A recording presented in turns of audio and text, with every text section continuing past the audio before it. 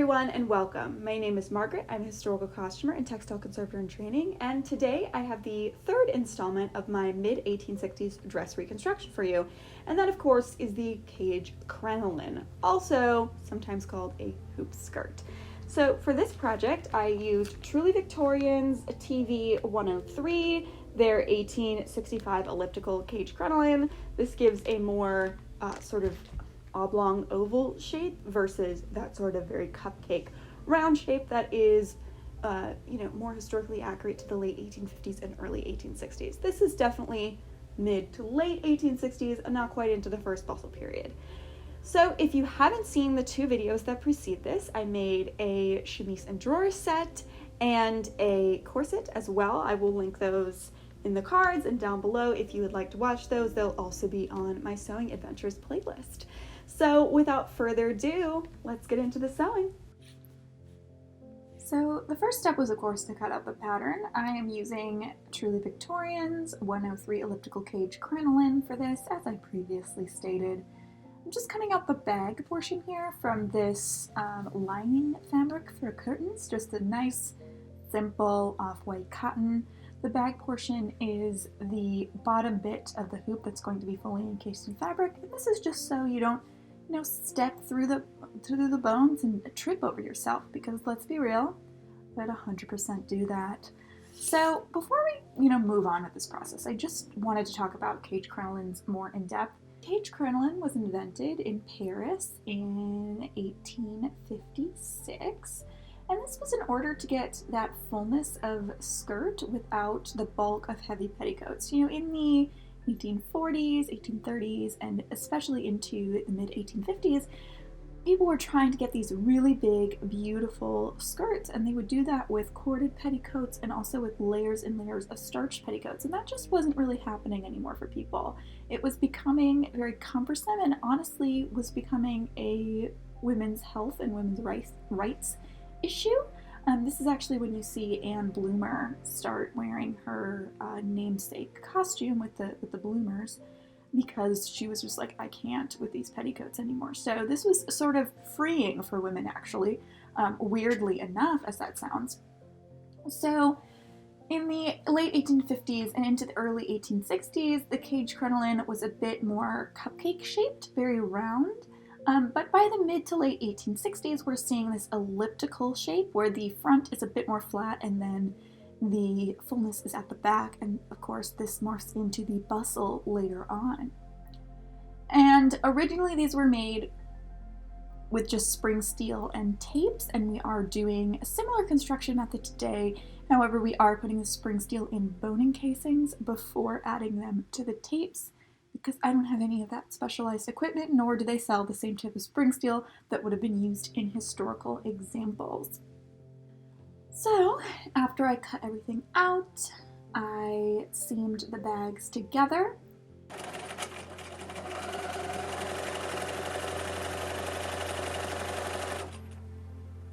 And then stitched down the seam allowance on either side of those seams, just so that the bones could easily slide through.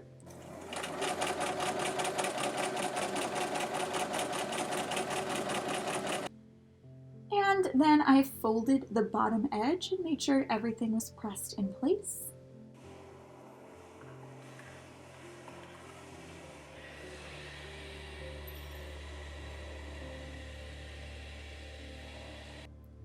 And then I started stitching the pre-marked boning channels all the way around, leaving a gap at the center front so I could bone the bag later on.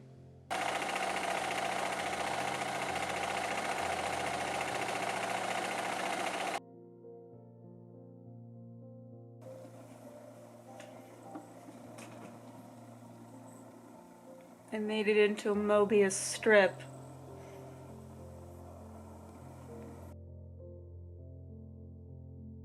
I then stitched this sort of half circle back pad together. It's basically the apparatus for which the tapes will hang off of.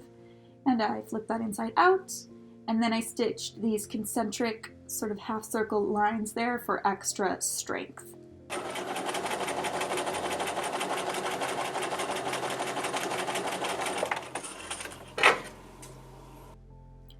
I then cut the belt. This is a 100% cotton belting, and attached a buckle, and then attached the back pad to the belt at the center back. I used just hand stitches for this. I then got out my tape templates and cut and marked the twill tape for where the boning channel placements was. I'm using a 1-inch cotton twill tape here that I just had in my stash. I then attached these tapes to the back pad and then sewed them on by hand again.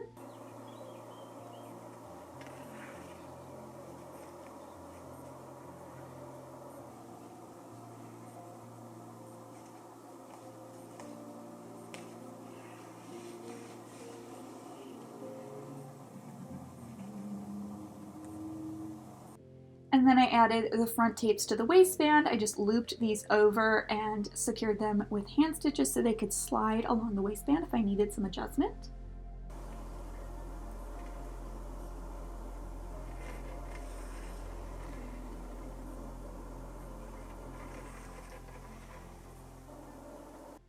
And then I lined up the bag and attached this too to the tapes at the marked points and also hand sewed this in place.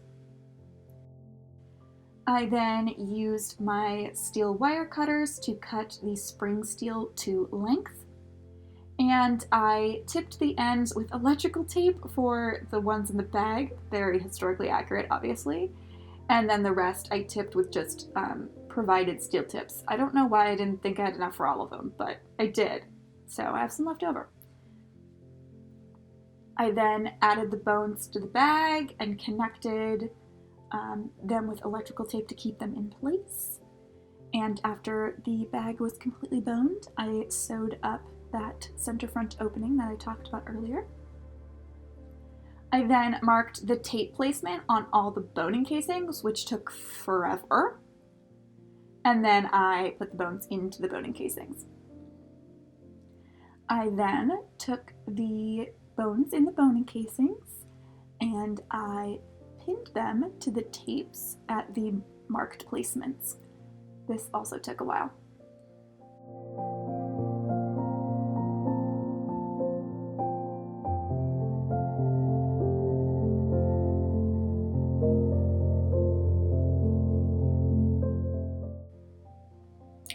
I then cut this sort of scrappy twill that I had. This is just a polyester twill that I had in my stash that I just want to get rid of because I don't like it. And frankly, you're not going to see this garment when I am wearing it. So it is bright orange. So I sewed these tapes to the top 3 bones, and then they'll be tied together to sort of create that shape of the hoop and really keep it in place. I then used another little bit of that twill and just sort of wrapped it around and sewed it to sort of make a connector between the boning casing so that there wasn't anything sliding out of place. And then once that was all done, I just took a needle and thread and hand sewed cross stitches across each of the tape and boning casing meeting points. This took a very, very long time, but then at the end of that, it was completely finished.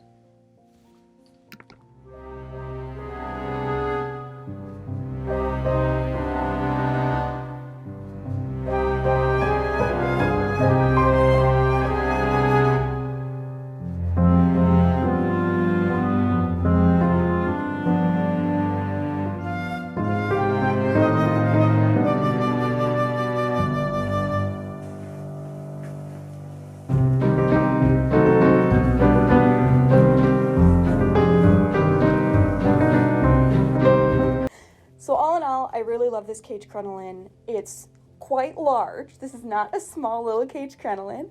And I found that the pattern was super easy to follow. On the Truly Victorian website, you can also get their boning casing and their boning, which works perfect. One roll of, like, I think it was like the 25 yards of boning was like just enough to complete this. Like, I have literally a scrap like this big left over. So it's absolutely perfect. A little boning casing left over. I basically just constructed this from what I had around. The only things I really had to buy was the boning casing, and then I did get the belting and the little buckle as well, but I could have definitely used stuff that I had around. So yeah, I really like it. I gotta say though, it's super lightweight, which is great. I mean, it's what cage crinolines are like meant to be, but she's big. Like this is a big thing. And as you can see, I basically, the space between my camera and my couch is like the entire cage crinoline. So this is not like super 1-bedroom apartment friendly. Storing this thing is gonna be a hoot and a half, because I've sort of just, I've had it like tossed in a pile essentially, while I've been waiting to advance on this project. As you know, if you watch this channel, I had finals recently, so I've been studying for that. Now that it's summer, I can finally get started in force on this project. So I think what's gonna end up happening is this can be stored flat, but I think it's gonna like go behind something. I don't know if you even run updates on it, but I will keep you updated, especially on my TikTok. Speaking of which, if you enjoyed this video and you want to see the rest of me making this outfit, because that will be happening. The next video in the series, we will actually be planning the dress to go over this. I will be doing that on this channel, so you can just hit the subscribe button down below, like the video if you like it, leave a comment if you have a comment about it, and if you want to do none of those things, that's great. You can also follow me on Instagram at costumeandconservation and at TikTok and costumeandconservation. I've been having a lot of fun on my TikTok recently, showing off my purchases of antiques and also talking about my study collection.